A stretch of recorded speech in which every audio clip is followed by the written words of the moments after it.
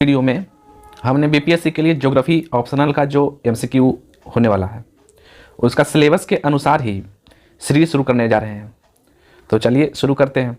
हमारा first chapter है भू आकृति विज्ञान। क्वेश्चन है टेथिस सागर नामक भू सन्नति के उत्तरी तट निम्न में से कौन थे?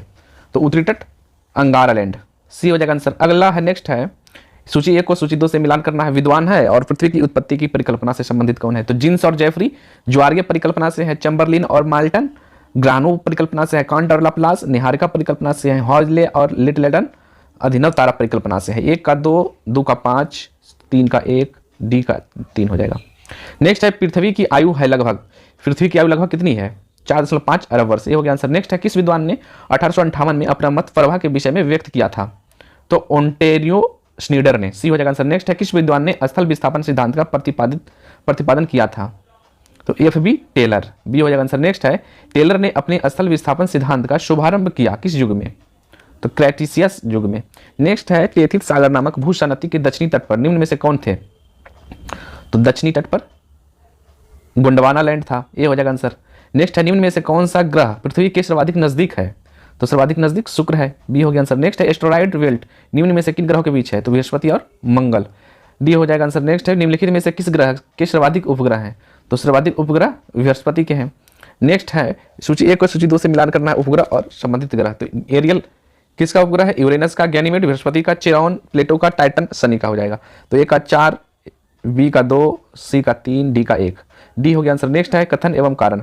तो कथन है पृथ्वी पर दिखाए दिशाएं विवेकाधीन होती है। कारण इसका है कि एक गोलाकार धरातल के न तो किनारे होते हैं, न ही आदि और न ही अंत। तो ए और आर दोनों सही है, आर ए का सही स्पष्टीकरण है, इसका आंसर ए हो गया। नेक्स्ट है ग्रीष्म संक्रांति के बारे में निम्न कथनों को पढ़िए तथा नीचे दिए गए कोटों से सही उत्तर को चुनना है। इसमें से कौन कौन सही है? तो फर्स्ट कह रहा है कि सूर्य मकर रेखा पर होता है, और सेकंड कह रहा है कि सूर्य कर्क रेखा पर होता है। थर्ड कह रहा है उत्तरी गोलार्ध में सबसे बड़ा दिन और सबसे छोटी रात होती है। फोर्थ कह रहा है कि दक्षिणी गोलार्ध में सबसे बड़ा दिन और सबसे छोटी रात होती है। तो ग्रीष्म संक्रांति में क्या होता है?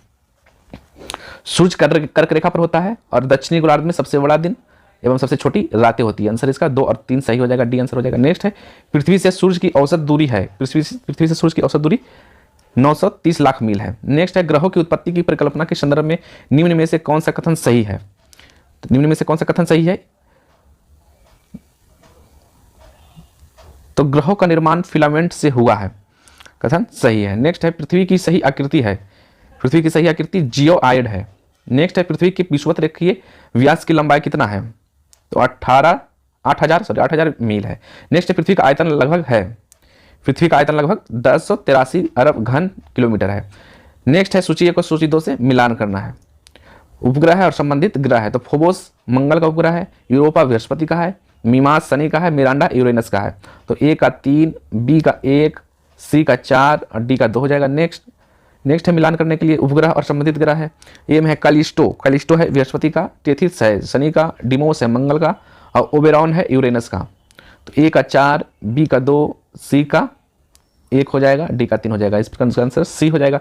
नेक्स्ट है तृतीय कल्प युग का सही अनुक्रम है, सर्वाधिक पुरातन से नवीनतम तक जाना है। तो आदि नूतन, अल्प नूतन, फिर मध्य नूतन, फिर अति नूतन, इसका आंसर डी हो जाएगा। नेक्स्ट है मिलान करने के लिए भूवैज्ञानिक महाकल्प है और भूवैज्ञानिक कल्प है। तो मध्य जीवी के हैं ट्राइसेइक और प्राग्ञ जीवी के हैं पूर्व कैम्ब्रियन, नूतन जीवी के हैं तृतीय कल्प, पूरा जीवी के हैं पर्मियन। इस प्रकार इसका आंसर हो जाएगा ए का 2, बी का 3, ए का 2, बी का 3 और सी का 1, सी का 1, डी का 4, बी हो गया आंसर। नेक्स्ट है सियाल सीमा नेफे के रूप में भूगर्भ का विभाजन दिया था, किसने दिया था? तो स्वेस ने दिया था, डी हो गया आंसर। नेक्स्ट है निम्नलिखित में से कौन सी भूकंप तरंग पृथ्वी के केंद्र भाग क्रोड से गुजर सकती है? तो पी तरंग क्रोड से गुजर सकती है। नेक्स्ट है मोहरोविक अशांतत्य पृथक करता है पटल तथा मेंटल को, बी हो गया आंसर। नेक्स्ट है गुटेनबर्ग वेइचर्ट अशांतत्य पृथक करता है क्रोड तथा मेंटल को, ए हो गया आंसर। नेक्स्ट है भूगर्भ का वह हिस्सा जो अत्यधिक तापमान के बावजूद ठोस की तरह आचरण करता है, क्रोड, बी हो गया आंसर। नेक्स्ट है भूप्रपट्टी में सबसे अधिक मात्रा में पाए जाने वाले अधातु हैं, तो सिलिकॉन सबसे अधिक पाया जाता है। नेक्स्ट है दक्षिण के पठार में किस प्रकार की चट्टानों का सर्वाधिक विस्तार है? तो लेटेराइट चट्टान का सर्वाधिक विस्तार है। निर्माण प्रक्रिया एवं भौतिक विशेषताओं के आधार पर निम्नलिखित में से कौन सा शैल शेष तीनों से भिन्न है? तो बेसाल्ट चट्टान शेष तीनों से भिन्न है। नेक्स्ट है भौगोलिक अध्ययन में शैल शब्द से तात्पर्य है समस्त पदार्थ जिससे भूपटल बना है। डी हो गया आंसर। नेक्स्ट है धरातल का कितना प्रतिशत बेसाल्ट से आच्छादित है? तो 20% बेसाल्ट से आच्छादित है। नेक्स्ट है सूची 1 को सूची 2 से मिलाना है, करना है, रचना है और दूसरा में है शैल प्रकार। तो ए है क्वार्ट्ज तथा फेल्ड्स्पार का शैल प्रकार है बालुकास्म।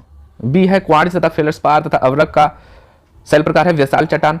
और सी है संहतिकृत ज्वालामुखी भस्म का टफ है फेल्डस्पार, अवरक, पारक्सिनस तथा ऑलिवियन का है ग्रेनाइट। तो इस प्रकार इसका आंसर ए का 4, बी का 1, सी का 2, डी का 3 हो जाएगा। ए हो जाएगा आंसर। नेक्स्ट है अम्ल आग्नेय शैलों में प्रतिशत अधिक होता है, किसका प्रतिशत अधिक होता है? तो सिलिका का। बी हो गया आंसर। नेक्स्ट है मिलान करने के लिए, तो स्लेट किस प्रकार का सेल है? कयांत्रित सेल है। लिग्नाइट अवसादी सेल है। बॉक्साइट अलौह खनिज है। ग्रेनाइट आग्नेय सेल है। तो ए का 2, बी का 4, सी का 3, डी का 1, आंसर बी हो गया। नेक्स्ट है निम्नलिखित में से किस खनिज का अवसादी सेलों के साथ साहचर्य नहीं है? तो अवरक का अवसादी सेलों के साथ साहचर्य नहीं है। नेक्स्ट है प्राप्ति अवस्था के आधार पर निम्न में से कौन असलाकृति अन्य से भिन्न है? तो परपोषित शंकु भिन्न है। नेक्स्ट है भूपट्टी के पूरे आयतन का लगभग कितना प्रतिशत अवसादी चट्टान है? 5%। नेक्स्ट है सूची 1 को सूची 2 से मिलान करना है। सूची 1 में है शैल वर्ग और सूची 2 में है शैल। तो अंतर्वेदी आग्नेय डोलोराइट है, बहिर्वेदी आग्नेय बेसाल्ट है, अवसादी पीठ है, कयांत्रित क्वार्टजाइट है। इस प्रकार इसका आंसर हो जाएगा ए का 3, बी का 4, सी का 1, डी का 2। ए हो जाएगा आंसर। नेक्स्ट है निम्नलिखित चट्टानों में सर्वाधिक कठोर है? तो सबसे ज्यादा कठोर क्वार्टजाइट है। डी हो गया आंसर। नेक्स्ट है गलित आग्नेय पदार्थ कहा जाता है? गलित आग्नेय पदार्थ मैग्मा कहलाता है। नेक्स्ट है निम्नलिखित में से किसका अर्थ ज्वालामुखी शंकु पर पंख प्रवाह से होता है? मलवाह का। नेक्स्ट है निम्नलिखित में से कौन सा जागृत ज्वालामुखी भूमध्य सागर का प्रकाश स्तंभ कहा जाता है? तो स्ट्रोम्बोली। बी हो जाएगा आंसर। नेक्स्ट है ताजा निष्कासित लावा का तापमान होता है? तो ताजा लावा का निष्कासित जो निकलता है उसका तापमान 600 से 1200 डिग्री सेल्सियस के मध्य होता है। नेक्स्ट है ज्वालामुखी उद्गार के समय सर्वाधिक मात्रा में निकलती है जलवाष्प, सर्वाधिक मात्रा में निकलती है। नेक्स्ट है पोपा ज्वालामुखी स्थित है? पोपा ज्वालामुखी म्यांमार में है। 47 में किलिमंजारो एक मृत ज्वालामुखी है, किस देश का? तो तंजानिया का। नेक्स्ट है किस महाद्वीप में एक भी ज्वालामुखी नहीं है? ऑस्ट्रेलिया में एक भी ज्वालामुखी नहीं है। डी हो जाएगा आंसर। नेक्स्ट है मिलान करने के लिए ज्वालामुखी और देश, तो टुपुंग टीटो चिली देश में है, टकाना ग्वाटेमाला में है, माउंट एटना इटली में है, रिनजानी इंडोनेशिया में है। इस प्रकार इसका आंसर ए का 4, बी का 3, सी का 2, डी का 1 हो जाएगा। सी हो गया आंसर। नेक्स्ट है निम्नलिखित में से कौन सा एक इंडोनेशिया का ज्वालामुखी नहीं है? तो इंडोनेशिया का ज्वालामुखी इनमें से कौन नहीं है? इराजू नहीं है, जबकि टेम्बोरा और रिनजानी सोमेरु इंडोनेशिया का ज्वालामुखी है। यहाँ तक देखने के लिए आप लोगों का धन्यवाद दोस्तों। अब मिलते हैं 51 से नेक्स्ट वीडियो में।